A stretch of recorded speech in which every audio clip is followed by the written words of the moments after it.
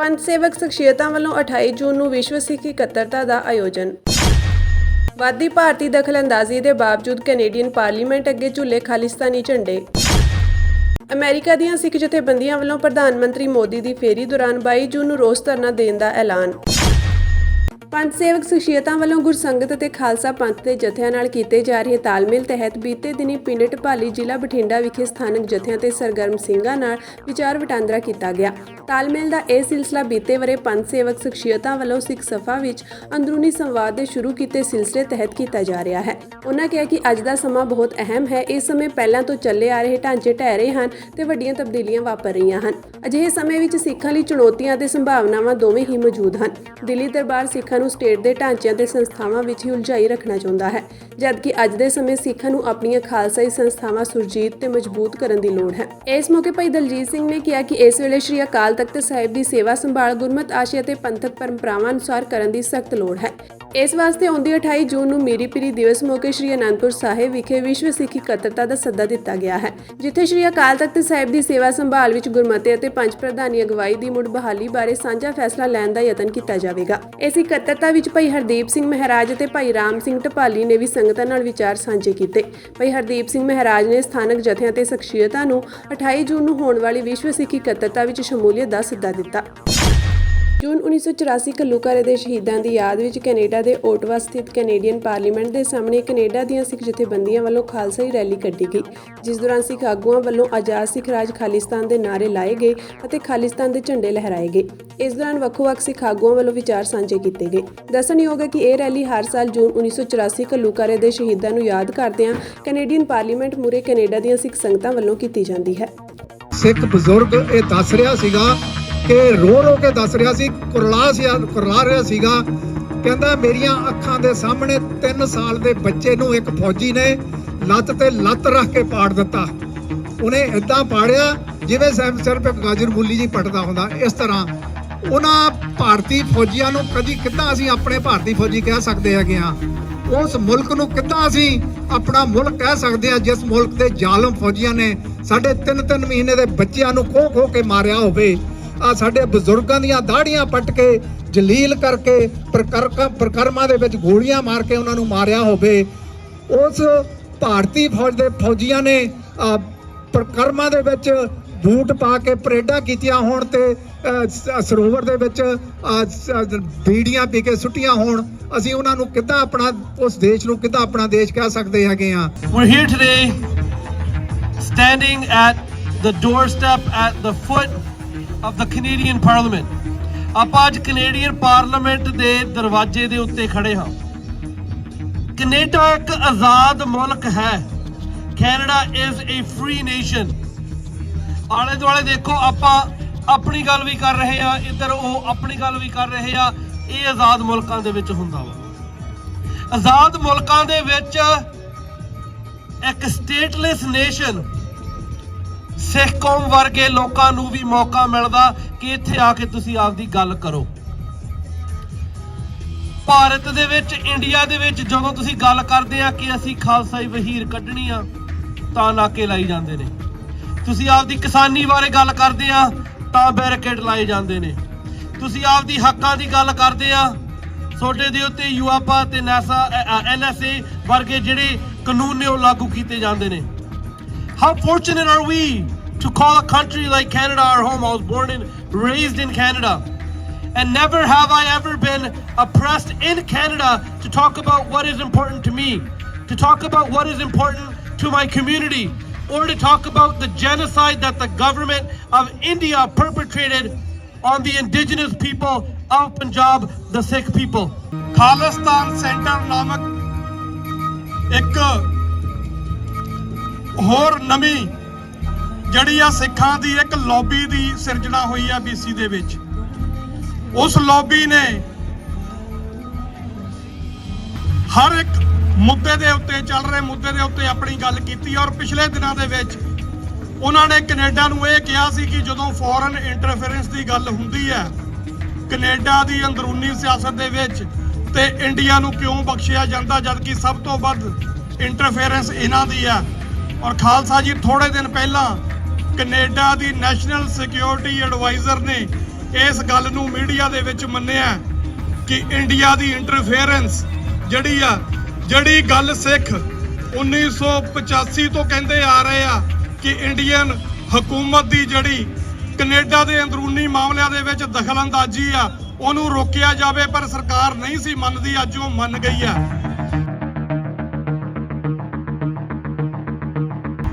ਅੱਜ ਤੱਕ ਚੰਦਰਾ ਆਰੀਆ ਇਹਨੂੰ ਮੈਨੂੰ ਲੱਗਦਾ ਐਮਪੀ ਬਣੇ ਨੂੰ ਤਕਰੀਬਨ 10 ਸਾਲ ਹੋ ਗਏ ਨੇ ਤੇ ਇੱਥੇ ਨੇਪੀਅਨ ਦਾ ਜਿਹੜੀ ਸਿਟੀ ਆ ਆਟਵਾ ਦੇ ਨਾਲ ਹੀ ਉੱਥੇ ਦਾ ਇਹ ਐਮਪੀ ਆ, ਉੱਥੋਂ ਇਲੈਕਟ ਹੋ ਕੇ ਆਇਆ।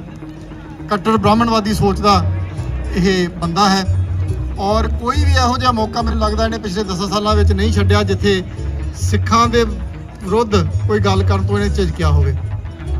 ਮੈਂ ਚੰਦਰਾ ਆਰੀਆ ਨੂੰ ਇਹ ਵੀ ਦੱਸਣਾ ਚਾਹੁੰਦਾ ਹਾਂ ਕਿ ਇੰਦਰਾ ਗਾਂਧੀ ਮਾਰੀ ਉਹ ਤਾਂ ਅਸੀਂ ਬਦਲਾ ਲਿਆ, ਜਿਹੜਾ ਉਹਨੇ ਅਕਾਲ ਤਖਤ ਸਾਹਿਬ ਦੇ ਉੱਤੇ ਅਟੈਕ ਕੀਤਾ, ਉੱਥੇ ਹਜ਼ਾਰਾਂ ਹੀ ਸਿੱਖ ਬੀਬੀਆਂ, ਬੱਚੇ, ਬਜ਼ੁਰਗ ਸ਼ਹੀਦ ਕੀਤੇ ਨਿਹੱਥੇ। ਅਸੀਂ ਉਹਨਾਂ ਦੀ ਗੱਲ ਨਹੀਂ ਕਰਦੇ ਜਿਹੜੇ ਉੱਥੇ ਜੂਝ ਕੇ ਸ਼ਹੀਦ ਹੋਏ। ਉਹਨਾਂ ਦੀ ਜਿਹੜੀ ਸ਼ਹਾਦਤ ਹੈ ਉਹ ਲਸਾਨੀ ਸ਼ਹਾਦਤ ਹੈ। ਉਹਨਾਂ ਨੇ ਚਮਕੌਰ ਦੀ ਗੜੀ ਨੂੰ ਮੁੜ ਦੁਹਰਾਇਆ ਹੈ। 220-25 ਬੰਦਿਆਂ ਨੇ ਉੱਥੇ ਜੋ 1 ਲੱਖ ਤੋਂ ਉੱਪਰ ਫੌਜ ਦਾ ਮੁਕਾਬਲਾ ਕਰਕੇ ਜਿਹੜਾ ਉਹ ਇਤਿਹਾਸ ਹੈ ਉਹਨੂੰ ਦੁਹਰਾਇਆ ਹੈ। ਉਹ ਸਾਡੇ ਲਈ ਮਾਣ ਵਾਲੀ ਗੱਲ ਹੈ। ਪਰ ਇਹਨਾਂ ਨੇ ਜਿਹੜਾ ਦਿਨ ਚੁਣਿਆ ਸਾਹਿਬ ਸ੍ਰੀ ਗੁਰੂ ਅਰਜਨ ਦੇਵ ਜੀ ਮਹਾਰਾਜ ਜੀ ਦੀ ਸ਼ਹੀਦੀ ਵਾਲਾ ਔਰ 3 ਜੂਨ ਨੂੰ ਬਕਾਇਦਾ ਤੌਰ ਤੇ ਕਰਫਿਊ ਖੋਲ ਕੇ ਸੰਗਤ ਨੂੰ, ਬੀਬੀਆਂ ਨੂੰ, ਬੱਚਿਆਂ ਨੂੰ ਅੰਦਰ ਜਾਣ ਦਿੱਤਾ ਗਿਆ ਤਾਂ ਕਿ ਉਹਨਾਂ ਦਾ ਜਿਹੜਾ ਉਹ ਘਾਣ ਕੀਤਾ ਜਾ ਸਕੇ। ਇਹਨੂੰ ਇਹਦੀ ਕਦੇ ਯਾਦ ਨਹੀਂ ਆਈ ਕਿ ਇਹ ਵੀ ਸਿੱਖਾਂ ਦੇ ਉੱਤੇ ਜ਼ੁਲਮ ਹੋਇਆ। ਇਹਨੂੰ ਕਦੇ ਇਸ ਗੱਲ ਦੀ ਯਾਦ ਨਹੀਂ ਆਈ ਕਿ ਗੁਜਰਾਤ ਦੇ ਵਿੱਚ ਤੇਰਾ ਜਿਹੜਾ ਪ੍ਰਾਈਮ ਮਿਨਿਸਟਰ ਮੋਦੀ ਅੱਜ ਹੈ, ਉਹ ਜਦੋਂ ਉੱਥੇ ਮੁੱਖ ਮੰਤਰੀ ਹੁੰਦਾ ਸੀਗਾ ਤੁਸੀਂ 20 ਤੋਂ 25,000 ਮੁਸਲਮਾਨ ਬੱਚੇ, ਮੁਸਲਮਾਨ ਬਜ਼ੁਰਗ ਬਿਨਾਂ ਕਿਸੇ ਗੱਲਬਾਤ ਤੋਂ ਉੱਥੇ ਕੁਚਲ ਦਿੱਤੇ। ਉਦੋਂ ਇਹਨੂੰ ਵਾਇਲੈਂਸ ਨਹੀਂ ਦਿਸੀ। ਇਹਨੂੰ ਉਦੋਂ ਵੀ ਵਾਇਲੈਂਸ ਨਹੀਂ ਦਿਸੀ ਜਦੋਂ ਇੰਦਰਾ ਗਾਂਧੀ ਦੇ ਕਤਲ ਤੋਂ ਬਾਅਦ ਹਜ਼ਾਰਾਂ ਹੀ ਸਿੱਖ ਬੀਬੀਆਂ, ਉਹਨਾਂ ਦਾ ਰੇਪ ਕੀਤਾ ਗਿਆ ਦਿੱਲੀ ਦੇ ਵਿੱਚ। ਹਜ਼ਾਰਾਂ ਹੀ ਸਿੱਖ ਨੌਜਵਾਨ, ਸਿੱਖ ਬਜ਼ੁਰਗ ਉੱਥੇ ਅੱਗਾਂ ਲਾ ਕੇ ਸਾੜੇ ਗਏ। ਉਦੋਂ ਇਹਨੂੰ ਵਾਇਲੈਂਸ ਨਜ਼ਰ ਨਹੀਂ ਆਈ। ਪਰ ਇੰਦਰਾ ਗਾਂਧੀ ਨੂੰ ਉਹਦੇ 2 ਬਾਡੀਗਾਰਡਾਂ ਨੇ ਬਦਲਾ ਲੈਣ ਵਾਸਤੇ ਮਾਰ ਦਿੱਤਾ ਤਾਂ ਉਦੋਂ ਇਹਨੂੰ ਵਾਇਲੈਂਸ ਯਾਦ ਆ ਗਈ। ਅਮਰੀਕਾ ਦੀਆਂ ਸਿੱਖ ਜਥੇਬੰਦੀਆਂ ਵੱਲੋਂ ਦੇਸ਼ ਵਿੱਚ ਸਿੱਖਾਂ ਦੀਆਂ ਗਤੀਵਿਧੀਆਂ 'ਚ ਭਾਰਤ ਦੀ ਵੱਧ ਰਹੀ ਦਖਲਅੰਦਾਜ਼ੀ ਨੂੰ ਲੈ ਕੇ ਸਾਂਝੀ ਪ੍ਰੈਸ ਕਾਨਫਰੰਸ ਕੀਤੀ ਗਈ। ਪ੍ਰੈਸ ਕਾਨਫਰੰਸ ਨੂੰ ਸੰਬੋਧਨ ਕਰਦਿਆਂ ਸਿੱਖ ਆਗੂਆਂ ਨੇ ਕਿਹਾ ਕਿ 22 ਜੂਨ ਨੂੰ ਭਾਰਤ ਦੇ ਪ੍ਰਧਾਨ ਮੰਤਰੀ ਨਰਿੰਦਰ ਮੋਦੀ ਅਮਰੀਕਾ ਦੌਰੇ ਤੇ ਆ ਰਹੇ ਹਨ ਅਤੇ ਇਸ ਮੌਕੇ ਸਿੱਖ ਜਥੇਬੰਦੀਆਂ ਵੱਲੋਂ ਸਵੇਰੇ 11 ਵਜੇ ਤੋਂ ਸ਼ਾਮ 8 ਵਜੇ ਤੱਕ ਰੋਸ ਧਰਨਾ ਦਿੱਤਾ ਜਾਵੇਗਾ, ਜਿਸ ਵਿੱਚ ਬੰਦੀ ਸਿੰਘਾਂ ਦੀ ਰਿਹਾਈ ਨੂੰ ਲੈ ਕੇ ਭਾਰਤੀ ਹਕੂਮਤ ਦੁਆਰਾ ਕੀਤੇ ਜਾਂਦੇ ਡੈਮੋਕ੍ਰੇਸੀ ਦੇ ਝੂਠ ਨੂੰ ਨੰਗਾ ਕੀਤਾ ਜਾਵੇਗਾ ਤੇ ਨਾਲ ਹੀ ਭਾਰਤ 'ਚ ਘੱਟ ਗਿਣਤੀਆਂ ਨਾਲ ਹੋ ਰਹੇ ਧੱਕੇ ਨੂੰ ਲੈ ਕੇ ਵੀ ਰੋਸ ਜ਼ਾਹਰ ਕੀਤਾ ਜਾਵੇਗਾ। 22 ਜੂਨ ਨੂੰ ਵਾਸ਼ਿੰਗਟਨ ਡੀਸੀ ਦੀ ਧਰਤੀ ਤੇ ਭਾਰਤੀ ਹਕੂਮਤ ਦਾ ਪ੍ਰਾਈਮ ਮਿਨਿਸਟਰ ਨਰਿੰਦਰ ਮੋਦੀ ਜੋ ਕਿ ਸਪੈਸ਼ਲੀ ਉਹ ਆ ਰਿਹਾ ਆ ਵਾਈਟ ਹਾਊਸ ਦੇ ਵਿੱਚ, ਉੱਥੇ ਅਸੀਂ ਸਿੱਖ ਜਥੇਬੰਦੀਆਂ, ਗੁਰਦੁਆਰਾ ਪ੍ਰਬੰਧਕ ਕਮੇਟੀਆਂ ਈਸਟ ਕੋਸਟ ਦੀਆਂ ਨੇ ਰਲ ਕੇ ਪ੍ਰੋਟੈਸਟ ਲਿਖਿਆ ਆ, ਜਿਹੜਾ ਤਕਰੀਬਨ ਸਵੇਰ ਦੇ 11 ਵਜੇ ਤੋਂ ਲੈ ਕੇ ਸ਼ਾਮ ਦੇ 8 ਵਜੇ ਤੱਕ ਚੱਲੇਗਾ। ਤਾਂ ਉੱਤੇ ਅਸੀਂ ਦੱਸਣਾ ਆ ਅਮਰੀਕਾ ਦੇ ਵਿੱਚ ਜਿਹੜੀ ਮੀਡੀਆ ਡਾਇਸਪੋਰਾ ਦੇ ਵਿੱਚ ਜਿਹੜਾ ਡੈਮੋਕ੍ਰੇਸੀ ਦੀ ਵੀ ਗੱਲ ਕਰਦਾ ਆ, ਉਹਨਾਂ ਨੂੰ ਦੱਸਣਾ ਚਾਹੁੰਦੇ ਆ ਕਿ ਡੈਮੋਕ੍ਰੇਸੀ ਦਾ ਕਾਤਲ, ਝੂਠੀ ਡੈਮੋਕ੍ਰੇਸੀ ਦੱਸਣ ਵਾਲੇ ਭਾਰਤੀ ਹਕੂਮਤ ਦੇ ਪ੍ਰਾਈਮ ਮਿਨਿਸਟਰ ਨਰਿੰਦਰ ਮੋਦੀ ਦਾ ਜਿਹੜਾ ਉੱਤੇ ਵਿਰੋਧ ਅਸੀਂ ਕਰਨਾ ਆ। ਤਾਂ ਸਾਡੇ ਮਾਵਾਂ ਦੇ ਪੁੱਤ ਜਿਹੜੇ ਨੌਜਵਾਨ ਬੰਦੀ ਸਿੰਘ ਜਿਨ੍ਹਾਂ ਨੇ ਆਪਣੀਆਂ ਜ਼ਮੀਨਾਂ ਵਾਸਤੇ ਨਹੀਂ, ਕੌਮ ਦੀ ਡਿੱਗੀ ਪੱਗ ਸਿਰ ਤੇ ਰੱਖਣ ਵਾਸਤੇ ਲੜਾਈ ਲੜੀ ਔਰ ਉਸ ਵੇਲੇ ਦੀ ਨੌਜਵਾਨੀ ਨੂੰ ਸੇਫ ਕਰਨ ਵਾਸਤੇ ਉਹਨਾਂ ਸਿੰਘਾਂ ਨੇ ਲੜਾਈਆਂ ਲੜੀਆਂ। ਤਾਂ ਅੱਜ ਉਹਨਾਂ ਬੰਦੀ ਸਿੰਘਾਂ ਦਾ ਵੀ ਮੁੱਦਾ ਅਸੀਂ ਇਹ ਗੱਲਾਂ ਨੂੰ ਮੁੱਖ ਰੱਖਦਿਆਂ ਹੋਇਆਂ ਇਹਨਾਂ ਦਾ ਵਿਰੋਧ ਕਰਦੇ ਰਵਾਂਗੇ, ਉਹਦੇ ਵਿੱਚ ਨਰਿੰਦਰ ਮੋਦੀ ਦਾ ਵੀ ਜਾਂ ਜਿਹੜੇ ਵੀ ਭਾਰਤੀ ਡਿਪਲੋਮੈਟ ਆਉਂਦੇ ਆ। ਸੋ ਜਿਹੜਾ ਕੰਮ ਕਾਂਗਰਸ ਦੀ ਸਰਕਾਰ ਨੇ ਸਿੱਧੇ ਟੋਟਲ ਵਾਰ ਵਿੱਢ ਕੇ ਸਿੱਖਾਂ ਦੇ total destruction lock stock and barrel ਦਾ ਮਿੱਥਿਆ ਸੀ, ਇਹ ਸਾਨੂੰ ਲਵ ਐਮਬ੍ਰੇਸ ਦੇ ਨਾਲ ਮਾਰਨਾ ਚਾਹੁੰਦੇ ਨੇ। ਔਰ ਇਹੀ ਕਾਰਨ ਹੈ ਕਿ ਮੋਦੀ ਨੂੰ ਇੱਕ ਪਾਸੇ ਉਸ ਕਿਸਮ ਦੇ ਜਿਹੜੇ ਟੁੱਕੜ ਬੋਚ ਨੇ ਉਹ ਸਿੱਖ ਦੋਸਤ ਦੇ ਤੌਰ ਤੇ ਪ੍ਰੈਜ਼ੈਂਟ ਕਰਨ ਦੀ ਕੋਸ਼ਿਸ਼ ਕੀਤੀ ਗਈ ਕਿ ਜੀ ਦੇਖੋ ਇਹਨੇ ਵੀਰ ਬਾਲ ਦਿਵਸ ਕਰਤਾ ਹੈ, ਇਹਨੇ 550 ਸਾਲਾ ਮੌਕੇ ਕਰਤਾਰਪੁਰ ਕੋਰੀਡੋਰ ਖੋਲ ਦਿੱਤਾ ਹੈ, ਇਹਨੇ ਆਹ ਕਰ ਦਿੱਤਾ ਹੈ, ਉਹ ਕਰ ਦਿੱਤਾ ਹੈ। ਪਰ ਹਕੀਕਤ ਇਹ ਹੈ ਕਿ ਇਹਨਾਂ ਦੀ ਨੀਤੀ, ਇਸ ਗੱਲ ਦਾ ਧਿਆਨ ਰਹੇ ਕਿ ਮੋਦੀ ਜਦੋਂ ਪਹਿਲੀ ਵਾਰ ਚੀਫ ਮਿਨਿਸਟਰ ਗੁਜਰਾਤ ਦਾ ਬਣਿਆ ਸੀ, ਗੁਰੂ ਨਾਨਕ ਸਾਹਿਬ ਦੇ ਪ੍ਰਕਾਸ਼ ਪੁਰਬ ਦੀ ਛੁੱਟੀ ਕੈਂਸਲ ਕੀਤੀ ਸੀ। 50,000 ਤੋਂ ਜ਼ਿਆਦਾ ਸਿੱਖ ਕਿਸਾਨ ਜਿਹੜੇ ਲਾਲ ਬਹਾਦਰ ਸ਼ਾਸਤਰੀ ਦੀ ਸਕੀਮ ਦੇ ਥੱਲੇ ਗੁਜਰਾਤ ਦੇ ਕੱਛ ਔਰ ਉਸ ਏਰੀਆ ਦੇ ਵਿੱਚ ਡੈਜ਼ਰਟ ਦੇ ਵਿੱਚ ਜਿਹੜੇ ਨੇ ਉਹ ਵਸਾਏ ਗਏ ਸੀ, ਅੱਜ ਉਹ ਖਿੱਤਾ ਨਰਮੇ ਦੀ ਕਾਟਨ ਦੀ ਮੰਡੀ ਹੈ ਔਰ ਕਿਵੇਂ ਇਹਨੇ ਚੀਫ ਮਿਨਿਸਟਰ ਹੁੰਦੇ ਆ ਉਹਨਾਂ ਨੂੰ ਬੇਸ਼ੱਕ ਉਹਨਾਂ ਨੇ ਕੇਸ ਗੁਜਰਾਤ ਹਾਈ ਕੋਰਟ ਵਿੱਚ ਜਿੱਤਿਆ, ਅੱਜ ਵੀ ਉਹ ਕੇਸ ਸੁਪਰੀਮ ਕੋਰਟ 'ਚ ਪਿਆ ਹੈ ਔਰ ਇਹ ਮੋਦੀ ਅਮਿਤ ਸ਼ਾਹ ਦੀ ਕਾਤਲ ਜੋੜੀ ਨੇ ਜਿੱਥੇ ਹਜ਼ਾਰਾਂ ਮੁਸਲਮਾਨਾਂ ਦੀ ਨਸਲਕੁਸ਼ੀ ਕੀਤੀ, ਉੱਥੇ ਸਿੱਖਾਂ ਪ੍ਰਤੀ ਵੀ ਇਹਨਾਂ ਦੀ ਵੈਰ ਦੀ ਭਾਵਨਾ ਔਰ ਜੋ ਕੁਝ 18 ਮਾਰਚ ਤੋਂ ਬਾਅਦ ਪੰਜਾਬ ਦੇ ਅੰਦਰ ਹੁੰਦਾ ਹੈ ਅਸੀਂ ਦੇਖ ਰਹੇ ਹਾਂ ਕਿ ਅੰਮ੍ਰਿਤ ਛਕਾਣਾ ਵੀ ਇੱਕ ਜੁਰਮ ਬਣਾ ਦਿੱਤਾ ਗਿਆ ਹੈ। ਔਰ ਇਹੀ ਹਾਲ ਜੇ ਅਸੀਂ ਡਾਇਸਪੋਰਾ ਦੇ ਵਿੱਚ ਦੇਖੀਏ, ਜੇ ਖਾਲਿਸਤਾਨ ਰੈਫਰੈਂਡਮ ਜਿਹੜਾ UN ਚਾਰਟਰ ਔਰ ਇੰਟਰਨੈਸ਼ਨਲ ਲਾਅ ਦੇ ਥੱਲੇ ਹੁੰਦਾ ਹੈ, ਕਿਵੇਂ ਇਸ ਹਕੂਮਤ ਨੇ Canada government, UK government, Australia government ਦੇ ਉੱਤੇ ਪ੍ਰੈਸ਼ਰ ਬਿਲਡ ਕਰਕੇ ਕਿਸ ਕਿਸਮ ਦਾ ਕਦੇ ਡਿਮਾਰਸ਼ੇ, ਕਦੇ ਪ੍ਰੋਟੈਸਟ, ਕਦੇ ਟਰੈਵਲ ਐਡਵਾਈਜ਼ਰੀਜ਼। ਸੋ ਸਾਡਾ ਸਿੱਧਾ ਕਹਿਣਾ ਹੈ ਕਿ ਇਹ ਬੇਸ਼ੱਕ ਕਾਂਗਰਸ ਦੇ ਲੇਬਲ ਥੱਲੇ ਹੋਏ ਜੋ ਰਾਹੁਲ ਗਾਂਧੀ ਇੱਥੇ ਕਰ ਰਿਹਾ ਸਟੈਨਫੋਰਡ ਤੋਂ ਲੈ ਕੇ DC ਤੱਕ, ਜਾਂ ਬਾਦਲ ਅਕਾਲੀ ਦਲ ਵਾਲੇ ਕੱਲ ਨੂੰ ਹੋਣ, ਜਾਂ BJP ਦਾ ਜਿਵੇਂ ਮੋਦੀ ਜਿਹੜਾ ਉਹ ਸਟੇਟ ਵਿਜ਼ਿਟ ਦੇ ਉੱਤੇ ਆ ਰਿਹਾ, ਇਹਨਾਂ ਨੂੰ ਚੈਲੰਜ ਕਰਨਾ। ਦਿੱਲੀ ਦਾ ਸੰਤ ਚਾਹੇ ਉਹ ਮੋਦੀ ਦੇ ਰੂਪ 'ਚ ਹੋਵੇ, ਚਾਹੇ ਉਹ ਕਾਂਗਰਸ ਦੇ ਰੂਪ 'ਚ ਹੋਵੇ, ਚਾਹੇ ਉਹ ਝਾੜੂ ਵਾਲਾ ਕੂਚੀ ਦੇ ਰੂਪ 'ਚ ਹੋਵੇ, ਅਸੀਂ ਉਹਨਾਂ ਸਾਰਿਆਂ ਦਾ ਵਿਰੋਧ ਕਰਾਂਗੇ। ਕਿਸੇ ਨੇ ਵੀ ਸਾਡੇ ਨਾਲ ਘਟ ਨਹੀਂ ਕੀਤੀ। ਸਾਡਾ ਲਾਸਟ ਡੈਸਟੀਨੇਸ਼ਨ ਆ ਜਿਹੜਾ ਖਾਲਿਸਤਾਨ ਹੈ। ਪੰਜਾਬ ਤਾਈਓ ਵਰ ਸਕਦਾ ਜੇ ਸਾਡੀ ਵੱਖਰੀ ਖਾਲਿਸਤਾਨ ਸਟੇਟ ਜਿੰਨੀ ਦੇਰ ਸਟੈਬਲਿਸ਼ ਨਹੀਂ ਹੁੰਦੀ। ਸੋ ਮੈਂ ਬਹੁਤਾ ਸਮਾਂ ਨਹੀਂ ਲੈਣਾ ਕਿਉਂਕਿ ਸਾਡੇ ਬੁਲਾਰਿਆਂ ਨੇ ਸਾਰਾ ਕੁਝ ਦੱਸ ਦਿੱਤਾ। ਇਸ ਦੇ ਨਾਲੇ ਬੇਨਤੀ ਆ ਕਿ ਜਿਹੜੀ 22 ਜੂਨ ਨੂੰ ਹਿੰਦੁਸਤਾਨ ਦਾ ਪ੍ਰਾਈਮ ਮਿਨਿਸਟਰ ਨਰਿੰਦਰ ਮੋਦੀ ਦੇ ਖਿਲਾਫ ਇੱਕ ਭਾਰੀ ਰੋਸ ਮੁਜ਼ਾਹਰਾ, ਵੱਡੀ ਰੈਲੀ ਹੋ ਰਹੀ ਵਾਸ਼ਿੰਗਟਨ DC ਦੇ ਵਿੱਚ, ਉਹਦੇ ਵਿੱਚ ਹਾਜ਼ਰੀਆਂ ਲਵਾਓ। ਤਕਰੀਬਨ ਸਕੂਲ ਸਾਡੇ ਜਿਹੜੇ ਆਮ ਸਟੇਟਾਂ ਦੇ 15 ਜੂਨ ਜਾਂ 20 ਜੂਨ ਤੱਕ ਬੰਦ ਹੋ ਜਾਣੇ ਨੇ। ਆਪਣੇ ਛੋਟੇ ਬੱਚਿਆਂ ਨੂੰ ਆਪਾਂ ਲੈ ਕੇ ਜਾਣਾ ਤਾਂ ਕਿ ਜਿਹੜੀ ਸਾਡੀ ਵਿਰਾਸਤ ਹੈ ਉਹ ਸਾਡੇ ਬੱਚਿਆਂ 'ਚ ਉਤਰੇ, ਉਹ ਜਾ ਕੇ ਵਾਸ਼ਿੰਗਟਨ DC ਦੇ ਵਿੱਚ ਵੇਖਣ ਸਾਨੂੰ ਇੱਥੇ ਮੁਜ਼ਾਹਰੇ ਕਰਨ ਦੀ ਲੋੜ ਕਿਉਂ ਪਈ ਆ। ਸੋ ਮੇਰੀ ਇਹੀ ਬੇਨਤੀ ਆ ਕਿ 22 ਤਰੀਕ ਨੂੰ ਜਿਹੜਾ ਆਪਾਂ ਵੱਡਾ ਰੋਸ ਮੁਜ਼ਾਹਰਾ ਹੋ ਰਿਹਾ ਉਹਨੂੰ ਕਾਮਯਾਬ ਕਰੀਏ ਤੇ ਅਸੀਂ ਸਾਰੇ ਜਥੇਬੰਦੀਆਂ ਇਸ ਮਸਲੇ ਦੇ ਉੱਤੇ ਹਮੇਸ਼ਾ ਇੱਕ ਪਲੇਟਫਾਰਮ ਤੇ ਆ। ਜਿਹੜਾ ਦਿੱਲੀ ਦਾ ਦੁਸ਼ਮਣ ਆ ਉਹਨੂੰ ਘੇਰਨ ਲਈ, ਉਹਨੂੰ ਡੱਕੇ ਲਾਉਣ ਲਈ ਅਸੀਂ ਹਮੇਸ਼ਾ ਇਕੱਠੇ ਰਹਾਂਗੇ। ਪਰ ਹਿੰਦੁਸਤਾਨ ਦੀ ਗਵਰਨਮੈਂਟ ਜਿਹੜੀ ਆ ਉਹ ਸਿੱਖਾਂ ਨੂੰ ਆਪਣੇ ਨਾਲ ਨਹੀਂ ਰੱਖਣਾ ਚਾਹੁੰਦੀ। ਸਾਡੀ ਨਸਲਕੁਸ਼ੀ ਕੀਤੀ ਗਈ ਆ, ਹੁਣ ਸਾਡੀ ਆਰਥਿਕ ਨਸਲਕੁਸ਼ੀ ਕੀਤੀ ਜਾ ਰਹੀ ਆ। ਜੇ ਸਿੱਖਾਂ ਨੇ ਆਪਣੀ ਸਿੱਖੀ ਨੂੰ, ਸਿੱਖਾਂ ਨੂੰ, ਸਿੱਖ ਧਰਮ ਨੂੰ, ਪੰਜਾਬੀ ਬੋਲੀ ਨੂੰ, ਆਪਣੀ ਧਰਤੀ ਨੂੰ, ਕਿਸਾਨਾਂ ਨੂੰ ਤੇ ਨੌਜਵਾਨਾਂ ਨੂੰ ਬਚਾਉਣਾ ਵਾ ਤੇ ਇੱਕੋ ਹੀ ਹੱਲ ਆ ਪੰਜਾਬ ਹੱਲ ਖਾਲਿਸਤਾਨ। ਤੇ ਸਾਰੇ ਸਿੱਖ ਜਿਹੜੇ ਨੇ ਆ ਤੁਸੀਂ ਵੇਖ ਰਹੇ ਅੱਜ ਸਾਰੀਆਂ ਜਥੇਬੰਦੀਆਂ ਇਕੱਠੀਆਂ ਨੇ, ਸਾਰੀ ਕੌਮ ਪੰਜਾਬ ਇੰਡੀਪੈਂਡੈਂਟ ਫਰੰਟਮ ਦੇ ਪਲੇਟਫਾਰਮ ਤੇ ਆ ਕੇ ਖੜੀ ਹੋ ਗਈ ਆ। ਹੁਣ ਪੰਜਾਬ ਦੀ ਆਜ਼ਾਦੀ ਜਿਹੜੀ ਆ ਬਿਲਕੁਲ ਜਿਹੜੀ ਆ ਸ਼ੋਰ ਆ ਤੇ ਤੁਸੀਂ ਸਾਰੇ ਤਕੜੇ ਹੋ ਕੇ ਇਹਦੇ ਵਿੱਚ ਸ਼ਮੂਲੀਅਤ ਕਰੋ। ਨਾਲੇ ਜਿਹੜੀ 22 ਤਰੀਕ ਨੂੰ ਵਾਸ਼ਿੰਗਟਨ DC ਵਿੱਚ ਨਰਿੰਦਰ ਮੋਦੀ ਆ ਰਿਹਾ ਵਾ ਉੱਥੇ ਤੁਸੀਂ ਜ਼ਰੂਰ ਪਹੁੰਚਣਾ ਵਾ। ਸਾਰੀਆਂ ਫੈਮਲੀਆਂ ਆਉਣ ਤਾਂ ਕਿ ਉੱਥੇ ਆਪਾਂ ਹੋਰ ਮੈਸੇਜ ਦੇ ਦਈਏ ਕਿ ਹੁਣ ਸਿੱਖ ਕੌਮ ਜਿਹੜੀ ਆ ਆਜ਼ਾਦੀ ਮੰਗ ਰਹੀ ਆ ਸ਼ਾਂਤਮਈ ਤਰੀਕੇ ਨਾਲ। ਕੁਝ ਦਿਨ ਪਹਿਲਾਂ ਘੱਟੋ-ਘੱਟ ਸਮਰਥਨ ਮੁੱਲ ਤੇ ਸੂਰਜਮੁਖੀ ਦੀ ਖਰੀਦ ਨੂੰ ਲੈ ਕੇ ਹਰਿਆਣਾ ਦੇ ਕੁਰੂਕਸ਼ੇਤਰ ਵਿੱਚ ਹੰਗਾਮਾ ਹੋਇਆ ਸੀ। ਇਸ ਦੌਰਾਨ ਕਿਸਾਨਾਂ ਨੇ ਹਾਈਵੇ ਜਾਮ ਕਰ ਦਿੱਤਾ ਸੀ, ਜਿਸ ਤੋਂ ਬਾਅਦ ਪੁਲਿਸ ਨੇ ਕਿਸਾਨਾਂ ਤੇ ਲਾਠੀਚਾਰਜ ਕੀਤਾ। ਹੁਣ ਇਸ ਮੁੱਦੇ ਤੇ ਅੱਜ ਕੁਰੂਕਸ਼ੇਤਰ ਵਿੱਚ ਇੱਕ ਵਾਰ ਫਿਰ ਕਿਸਾਨਾਂ ਦੀ ਮਹਾਪੰਚਾਇਤ ਹੋਈ। ਕਿਸਾਨਾਂ ਨੇ ਅੱਜ 2 ਵਜੇ ਤੱਕ ਸਰਕਾਰ ਨੂੰ ਅਲਟੀਮੇਟਮ ਦਿੱਤਾ ਸੀ ਕਿ ਸਰਕਾਰ ਆ ਕੇ ਗੱਲਬਾਤ ਕਰੇ, ਪਰ ਸਰਕਾਰ ਵਾਲੇ ਪਾਸੇ ਤੋਂ ਗੱਲਬਾਤ ਲਈ ਕੋਈ ਨਹੀਂ ਪਹੁੰਚਿਆ। ਅਜਿਹੇ ਵਿੱਚ ਕਿਸਾਨਾਂ ਨੇ ਹੁਣ ਪਿਪਲੀ ਵਿੱਚ ਦਿੱਲੀ ਚੰਡੀਗੜ੍ਹ ਅੰਮ੍ਰਿਤਸਰ ਹਾਈਵੇ ਤੇ ਜਾਮ ਲਗਾ ਦਿੱਤਾ ਹੈ। ਇਹ ਮਹਾਪੰਚਾਇਤ ਪਿਪਲੀ ਵਿੱਚ ਹੋਈ ਹੈ। ਅਜਿਹੇ ਵਿੱਚ ਸਥਿਤੀ ਫਿਰ ਤੋਂ ਤਣਾਅਪੂਰਨ ਹੋਣ ਦੀ ਸੰਭਾਵਨਾ ਹੈ। ਮਹਾਪੰਚਾਇਤ ਦੌਰਾਨ ਕਿਸਾਨ ਆਗੂ ਰਾਕੇਸ਼ ਟਿਕੈਤ ਨੇ ਕਿਹਾ ਕਿ ਘੱਟੋ-ਘੱਟ ਸਮਰਥਨ ਮੁੱਲ ਤੋਂ ਘੱਟ ਫਸਲ ਦੀ ਖਰੀਦ ਨਾ ਕੀਤੀ ਜਾਵੇ ਅਤੇ ਕੇਂਦਰ ਸਰਕਾਰ ਨੂੰ ਘੱਟੋ-ਘੱਟ ਸਮਰਥਨ ਮੁੱਲ ਗਾਰੰਟੀ ਕਾਨੂੰਨ ਬਣਾਉਣਾ ਚਾਹੀਦਾ ਹੈ। ਦੇਸ਼ ਵਿੱਚ MSP ਗਾਰੰਟੀ ਕਾਨੂੰਨ ਬਣਾਇਆ ਜਾਣਾ ਚਾਹੀਦਾ ਹੈ। ਰਾਕੇਸ਼ ਟਿਕੈਤ ਨੇ ਕਿਹਾ ਕਿ MSP ਗਾਰੰਟੀ ਐਕਟ ਨੂੰ ਲੈ ਕੇ ਵੱਡਾ ਅੰਦੋਲਨ ਹੋਵੇਗਾ। ਅੱਜ ਦੇ ਸਮੇਂ ਵਿੱਚ ਕਿਸਾਨ, ਦੁਕਾਨਦਾਰ ਹਰ ਵਰਗ ਦੁਖੀ ਹੈ। ਉਹਨਾਂ ਹਰਿਆਣਾ ਸਰਕਾਰ ਤੋਂ ਮੰਗ ਕੀਤੀ ਕਿ ਗ੍ਰਿਫਤਾਰ ਕੀਤੇ ਗਏ ਸਾਰੇ ਕਿਸਾਨਾਂ ਨੂੰ ਜਲਦੀ ਤੋਂ ਜਲਦੀ ਰਿਹਾ ਕੀਤਾ ਜਾਵੇ। ਸਰਕਾਰ ਨੂੰ ਜਲਦੀ ਤੋਂ ਜਲਦੀ MSP ਗਾਰੰਟੀ ਐਕਟ ਲਾਗੂ ਕਰਨਾ ਚਾਹੀਦਾ ਹੈ। ਫਿਲਹਾਲ ਕਿਸਾਨਾਂ ਨੇ ਅਨਾਜ ਮੰਡੀ ਛੱਡ ਕੇ ਕੁਰੂਕਸ਼ੇਤਰ ਵਿੱਚ GT ਰੋਡ ਜਾਮ ਕਰ ਦਿੱਤਾ ਹੈ। ਜਾਣਕਾਰੀ ਅਨੁਸਾਰ ਕਿਸਾਨ ਆਗੂ ਬਲਵੀਰ ਰਾਜੇਵਾਲ, ਰਾਕੇਸ਼ ਟਿਕੈਤ ਅਤੇ ਕੁਸ਼ਤੀ ਖਿਡਾਰੀ ਬਜਰੰਗ ਪੂਨੀਆ ਕਿਸਾਨ ਮਹਾਪੰਚਾਇਤ ਵਿੱਚ ਪੁੱਜੇ ਸਨ। ਇਸ ਦੌਰਾਨ ਬਜਰੰਗ ਪੂਨੀਆ ਨੇ ਕਿਹਾ ਕਿ ਪਹਿਲਾਂ ਕਿਸਾਨ ਅਜੇ ਮਿਸ਼ਰਾ ਟੈਣੀ ਨਾਲ ਲੜਦੇ ਸਨ ਅਤੇ ਅਸੀਂ ਖਿਡਾਰੀ ਬ੍ਰਿਜ ਭੂਸ਼ਣ ਨਾਲ ਲੜ ਰਹੇ ਹਾਂ। ਖਿਡਾਰੀਆਂ ਦਾ ਸਮਰਥਨ ਕਿਸਾਨਾਂ ਦੇ ਨਾਲ ਹੈ।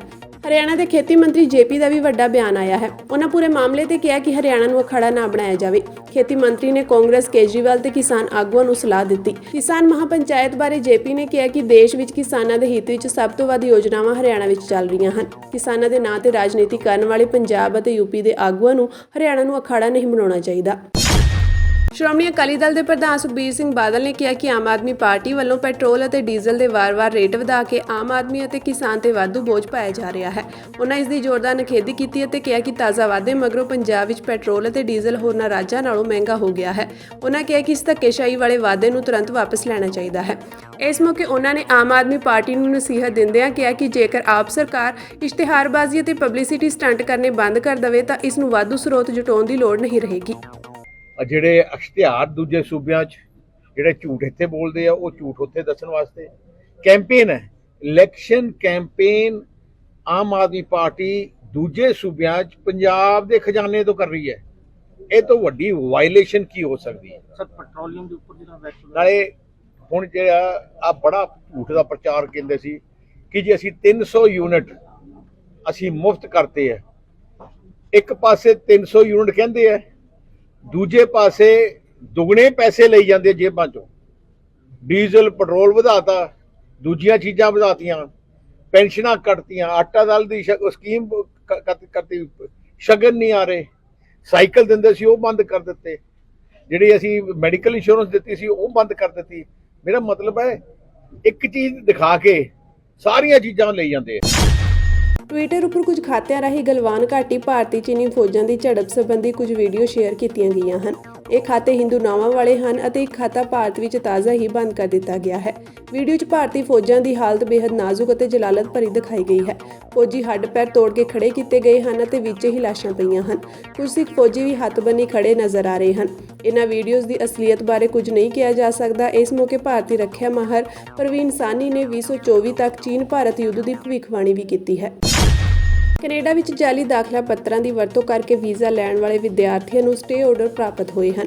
ਇਸ ਮਾਮਲੇ ਵਿੱਚ ਦੋਸ਼ਾਂ ਹੇਠਾਂ ਘਿਰੇ ਕੁਝ ਭਾਰਤੀ ਵਿਦਿਆਰਥੀਆਂ ਨੂੰ ਦੇਸ਼ ਨਿਕਾਲੇ ਤੋਂ ਰਾਹਤ ਮਿਲ ਗਈ ਹੈ। ਭਾਰਤ ਵੱਲੋਂ ਕੈਨੇਡੀਅਨ ਅਧਿਕਾਰੀਆਂ ਨੂੰ ਨਿਰਪੱਖ ਅਤੇ ਮਾਨਵਤਾਵਾਦੀ ਪਹੁੰਚ ਅਪਣਾਉਣ ਦੀ ਲਗਾਤਾਰ ਅਪੀਲ ਕੀਤੀ ਜਾ ਰਹੀ ਹੈ, ਕਿਉਂਕਿ ਵਿਦਿਆਰਥੀ ਕੁਝ ਏਜੰਟਾਂ ਵੱਲੋਂ ਕੀਤੀ ਗਈ ਕਥਿਤ ਧੋਖਾਧੜੀ ਦਾ ਸ਼ਿਕਾਰ ਬਣੇ ਹਨ। ਮਿਲੀ ਜਾਣਕਾਰੀ ਮੁਤਾਬਕ ਕੈਨੇਡਾ ਤੋਂ ਕੱਢੇ ਜਾਣ ਵਾਲੇ ਭਾਰਤੀ ਵਿਦਿਆਰਥੀਆਂ, ਜਿਨ੍ਹਾਂ ਵਿੱਚੋਂ ਬਹੁਤੇ ਪੰਜਾਬ ਨਾਲ ਸੰਬੰਧਿਤ ਹਨ, ਉਹਨਾਂ ਦੀ ਗਿਣਤੀ 700 ਤੋਂ ਕਿਤੇ ਘੱਟ ਹੈ। ਇਹਨਾਂ ਵਿੱਚੋਂ ਬਹੁਤੇ ਵਿਦਿਆਰਥੀ 2017-2019 ਦੇ ਅਰਸੇ ਦੌਰਾਨ ਕੈਨੇਡਾ ਗਏ ਸਨ।